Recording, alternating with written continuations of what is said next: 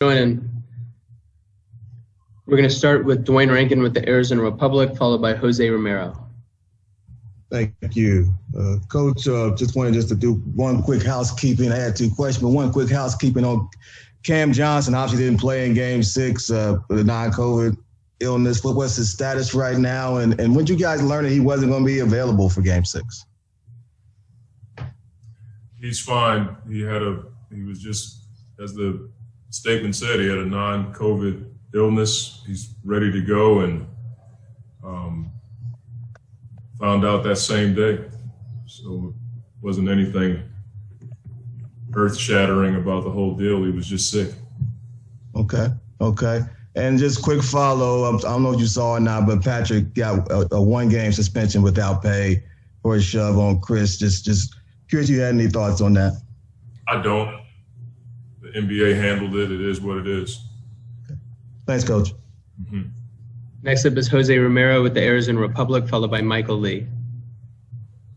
Hey, Monty.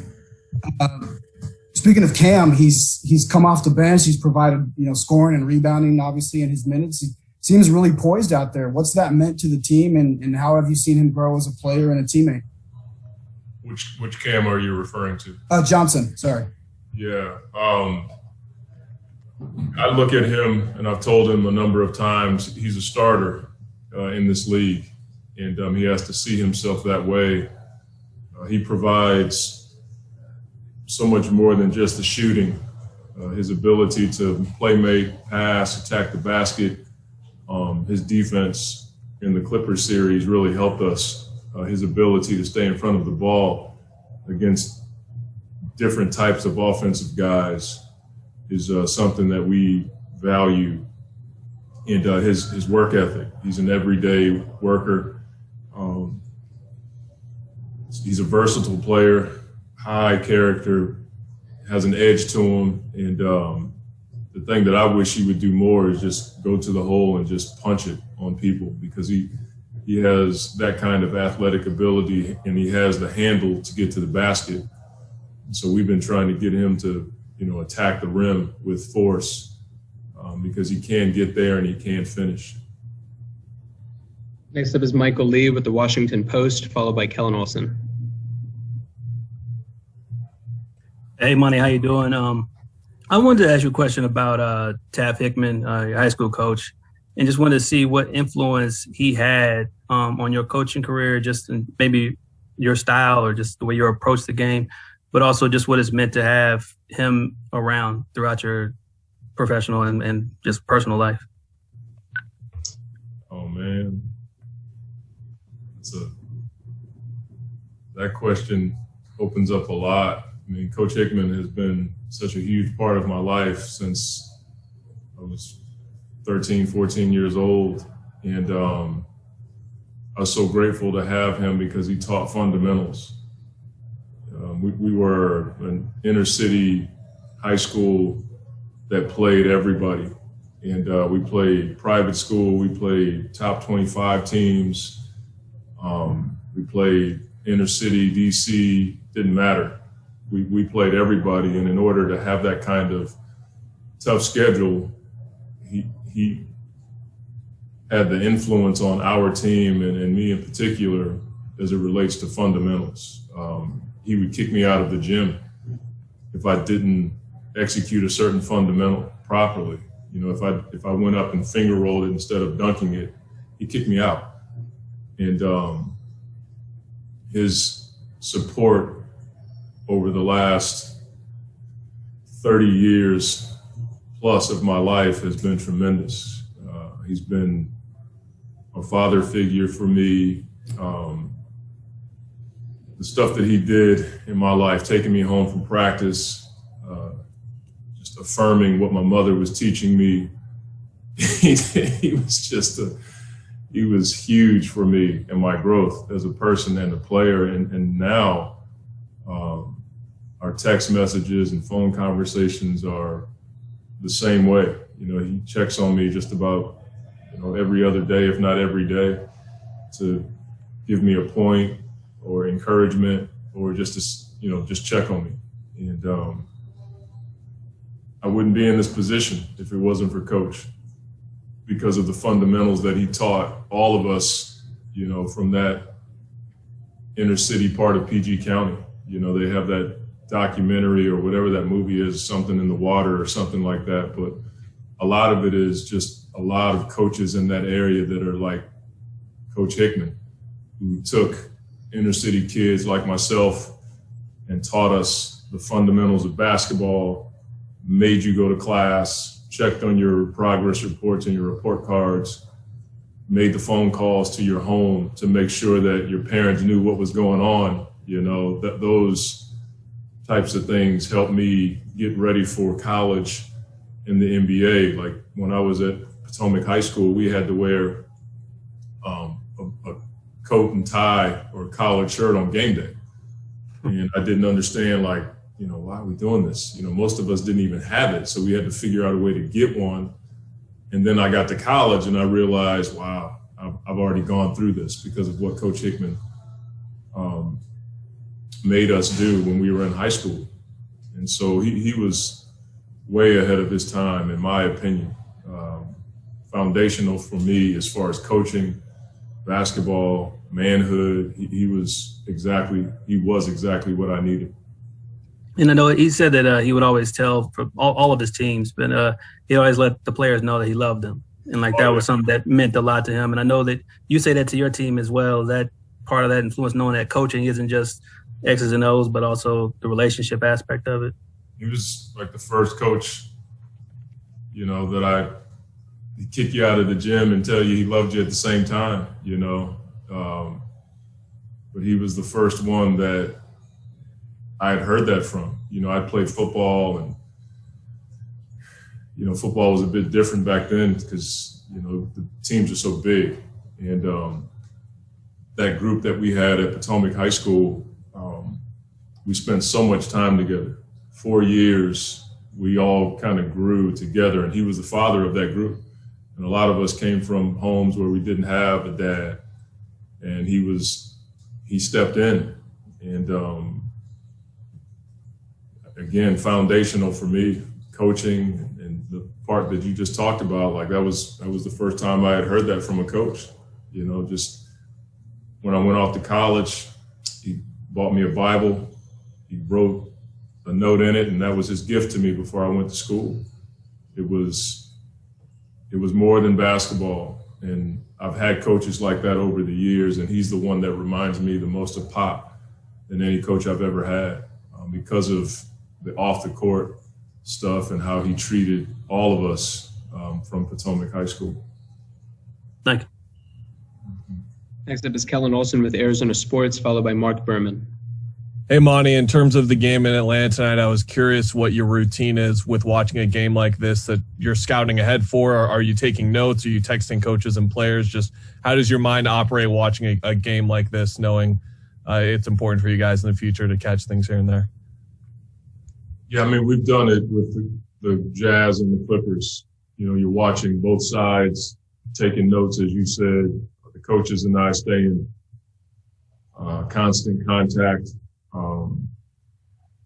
You know, Chris and I will text or talk during the games, and it's weird, but we've done it already, so we have an idea of how to try to attack this kind of situation. You can't focus on one team, but because you have coaches throughout the year that have their teams, we have assistant coaches who are locked in on their team, and then I watch it from both sides, looking at rotations and different adjustments that they're making throughout the season or throughout the series. So that's where my mind goes as far as looking at both sides. And I'm you know, glad I have DVR because I can rewind in real time, and then I get the game on my computer the next day so I can watch it again. Next is Mark Berman with the New York Post, followed by Sierra Santos. Hey, Monty. You know, you were drafted by the Knicks and played for Pat Riley, you know, at the beginning. What did you get out of him from a coaching standpoint? Have you taken anything from playing for him? And what was it like just playing in New York those first 2 years, as a rookie and second year? I mean, I think the thing that I learned being around Coach was how to acclimate to intense environments. When I got there, they were playing for a championship. And so every film session, every meeting, every practice was high level. Like there was never a day where it was a goof around practice, or we never felt like we weren't playing for something. And I had so much respect for his stamina to come in every single day with that mindset. He was unbelievably focused every day and prepared. And he was such an unreal motivator, but he was also schematically sound in every area of the game. I mean, I learned a ton being in that environment, and we had big time vets on that team: Patrick, Oak, Doc Rivers, Derek Harper, Herb Williams. Like those guys were amazing. And then I had Jeff Van Gundy. Jeff was my stable coach, and he, myself, Charlie, and Doug Christie were together every day. And that helped me understand the work that goes into being a pro, an NBA player, NBA coach, because I saw it from day one with Coach Riley. And I think may have been asked about it when Tom Thibodeau won Coach of the Year. But, what's it like, not having to won it, and here you're 4 victories away from the championship? What's your thoughts on just falling short on the voting? I don't think about it that much anymore. It happened. It's over with. As I expressed before, I was happy for Tibbs. I've worked with Tibbs 4 summers in a row on the Olympic team, and so he and I are really good friends. I got to know his family because of our time in Vegas, and he and I, we were up together to 1:30, 2:30 in the morning watching film with Coach K, learning from him. Tibbs and I are sitting shoulder to shoulder every day, and then the next day we got to get up at 7 to get practice ready and all that stuff. So when you do all that together, there's a kinship there. And so when he won the award, I was happy for him. I don't think any coach goes into the season saying, I want to win Coach of the Year. As the season progresses and your name comes up, then you're like, oh, okay, that could happen. But I think we all just want to win. And I was just happy for him. I know how hard he works. I saw what he did for that franchise and for that city, and I know how important New York basketball is to the league. But I thought he won. The media, I think that's a media award, if I'm not mistaken. They felt like he did the best job this year, and that doesn't mean other coaches didn't. I could name 29 other coaches that put just as much into the job. No coach shows up and says, hey guys, I hope you suck today. I hope you don't work hard. And man, you 2 over here, please don't contest shots. And I hope you 3 show up late tomorrow. Nobody does that. We all kind of get after it, but he did the best job and he was rewarded for that. Next is Sierra Santos with Fox 10, followed by Cameron Cox. Hi, Monty. I wanted to get an idea of what you guys have been up to the last couple days. I would imagine the guys wanted to celebrate, but I can also imagine they were pretty eager to get back into the gym. So I wanted to know what the practice schedule has been like. And then on top of that, what did you think of the reception at Sky Harbor Airport? It was like the Beatles touchdown. Yeah, I mean, the last couple of days, we gave guys 2 days off, so I'm not quite sure what guys did. I tried to give them a break. I text with a couple of guys, just random text, but I think we all needed a day to decompress. And I found out that guys came up to the gym anyway, even on the off days. So that was what the last couple of days was like. And then we got in here today and had a really good practice. The environment at the airport was, unlike anything I'd ever seen before.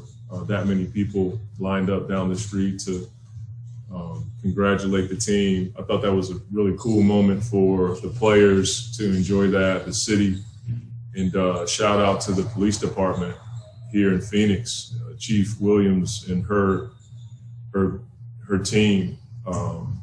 They did a really good job of managing all of those people, getting everybody through safely with all the stuff that's gets promoted or talked about in reference to policemen when something doesn't go the way that we believe it should go, and one or two of them commits a crime that we all know could have been different.